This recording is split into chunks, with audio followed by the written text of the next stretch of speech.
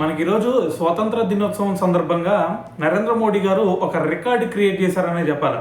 అయితే ఆ రికార్డు ఎందుకు అయ్యా అంటే, మనకి ఈరోజు నరేంద్ర మోడీ గారు మరి ఎర్రకోట మీద ప్రసంగించడం జరిగింది కదా.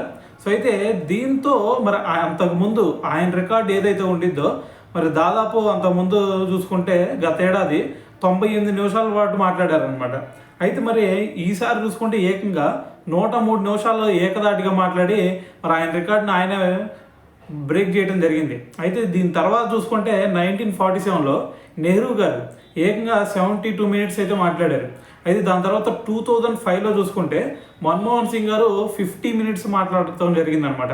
అయితే దీంతోపాటు ఇంకో విషయం ఏంటంటే, మోడీ గారు వరుసగా 12 సార్లు ఎర్రకోటపై ప్రసంగించి ఇందిరాగాంధీ గారి రికార్డు ఏదైతే ఉందో సో దాన్ని కూడా బ్రేక్ చేశారని చెప్పాలి. సో మరి ఈరోజు వచ్చేసరికి మరి మనకి స్వాతంత్ర దినోత్సవం సందర్భంగా ఎర్రకోట మీద ఏకంగా 103 నిమిషాలు మాట్లాడి సో ఎవరికి కూడా అందరినీ ఒక రికార్డుని అయితే క్రియేట్ చేశారని చెప్పాలి.